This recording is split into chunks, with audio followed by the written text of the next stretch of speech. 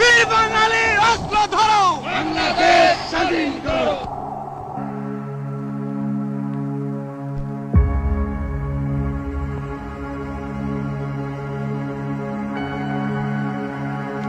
স্বাধীন বাংলার জাতির পিতা, স্বাধীন বাংলার জাতির পিতা মুজিবের পথ ধরো। মুজিব ভাই এসে গেছেন, তাকে আপনারা স্লোগান দিয়ে অভিবাদন দেন।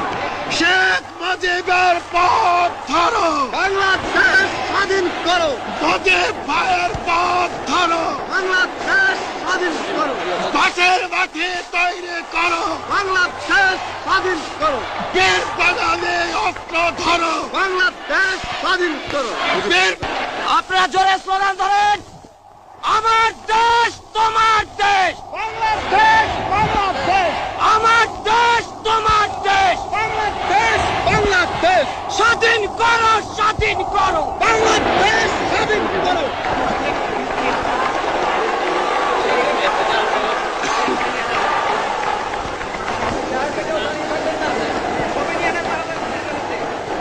ভাইরা আমার, আজ দুঃখ ভারাক্রান্ত মন নিয়ে আপনাদের সামনে হাজির হয়েছি। আপনারা সবই জানেন এবং বোঝেন আমরা আমাদের জীবন দিয়ে চেষ্টা করেছি, কিন্তু দুঃখের বিষয় আজ ঢাকা, চট্টগ্রাম, খুলনা, রাজশাহী, রংপুরে আমার ভাইয়ের রক্তে রাজপথ রঞ্জিত হয়েছে। আজ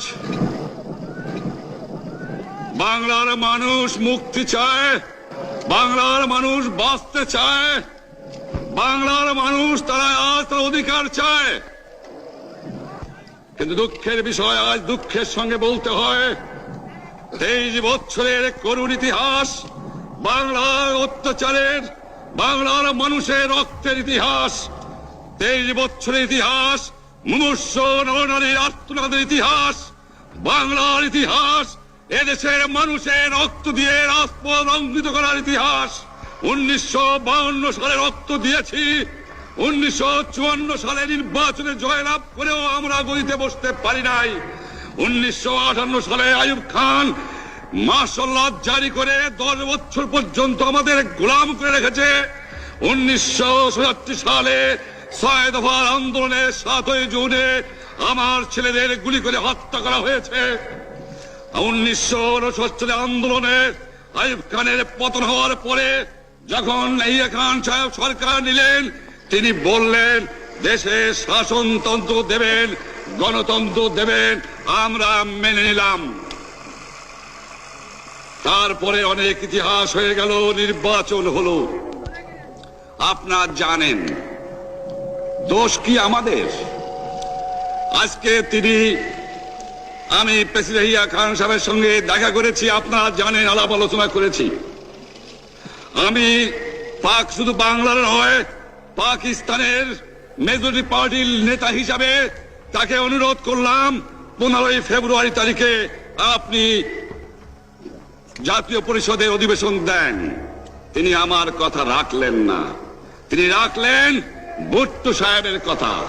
তিনি বললেন প্রথম সপ্তাহে মাসে হবে, তিনি মানে নিলেন। আমরা বললাম ঠিক আছে, আমরা অ্যাসেম্বলিতে বসবো, আমরা আলোচনা করব। আমি বললাম বক্তৃতার মধ্যে অ্যাসেম্বলির মধ্যে আলোচনা করব।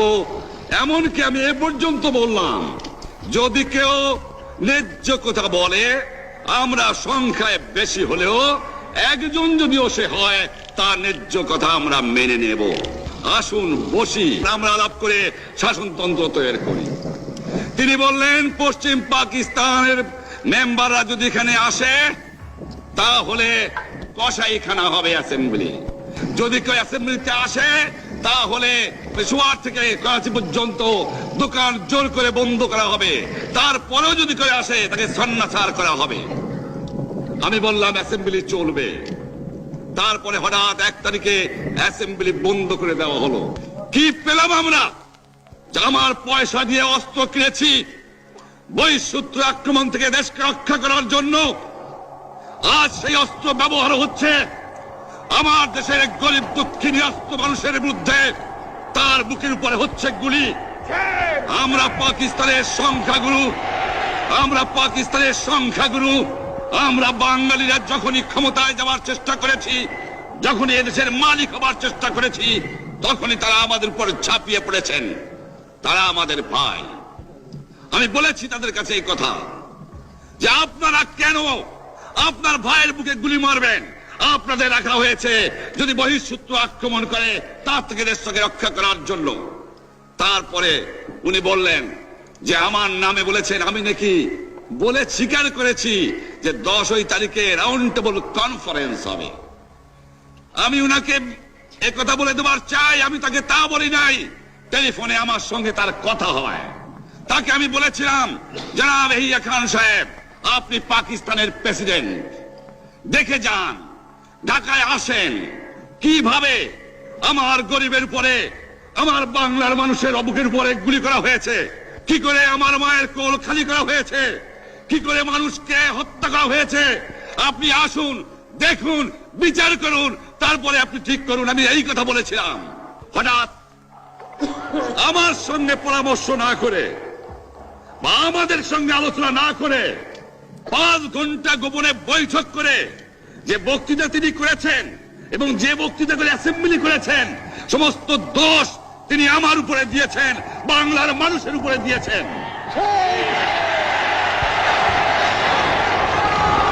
আমি পরিষ্কার মিটিংয়ে বলেছি যে এবারের সংগ্রাম আমার মুক্তির সংগ্রাম, এবারের সংগ্রাম স্বাধীনতার সংগ্রাম। আমার 25 তারিখে অ্যাসেম্বলি কল করেছে, রক্তের দাগ শুকায় নাই। আমি 10 তারিখে বলে দিয়েছি যে ওই শহীদের রক্তের উপর দিয়ে পাড়া দিয়ে আরটিসিতে মুজিবুর রহমান যোগদান করতে পারে না। অ্যাসেম্বলি কল করেছেন, আমার দাবি মানতে হবে। প্রথম, সামরিক আইন মার্শাল ল উড্র করতে হবে। সমস্ত সামরিক বাহিনীর লোকদের ব্যারাকে ফেরত দিতে হবে। যেভাবে হত্যা করা হয়েছে তার তদন্ত করতে হবে। আর জনগণের প্রতিনিধির কাছে ক্ষমতা হস্তান্তর করতে হবে। তারপরে বিবেচনা করে দেখব আমরা অ্যাসেম্বলিতে বসতে পারবো কি পারবো না। এর পূর্বে অ্যাসেম্বলিতে বসার, আমরা অ্যাসেম্বলিতে বসতে আমরা পারি না। জনগণ সে অধিকার আমাকে দেয় নাই। ভাইয়েরা আমার, তোমরা আমার উপর বিশ্বাস আছে? আমি প্রধানমন্ত্রিত্ব চাই না, আমরা দেশের মানুষের অধিকার চাই।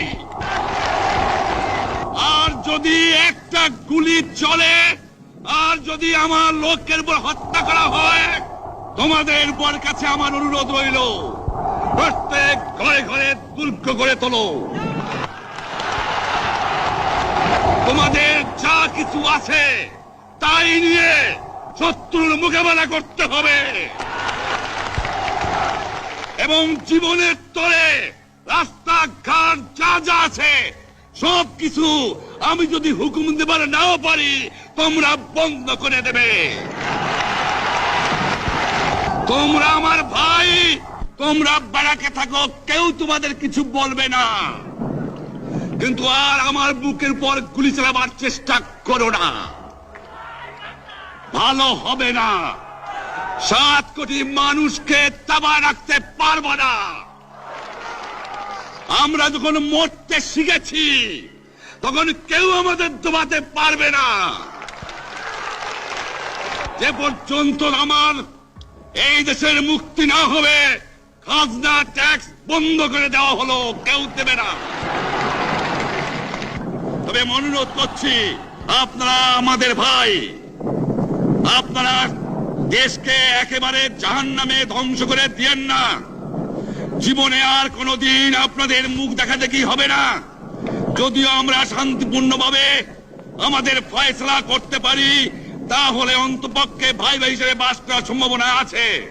সেই জন্য আপনাদের অনুরোধ করছি, আমার এই দেশে আপনারা মিলিটারি শাসন চালাবার চেষ্টা আর করবেন না।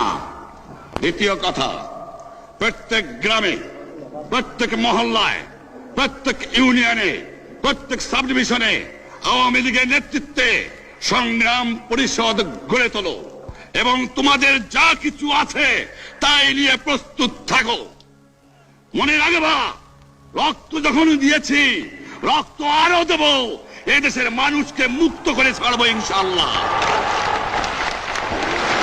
এবারে সংগ্রাম আমাদের মুক্তির সংগ্রাম, এবারে সংগ্রাম স্বাধীনতার সংগ্রাম।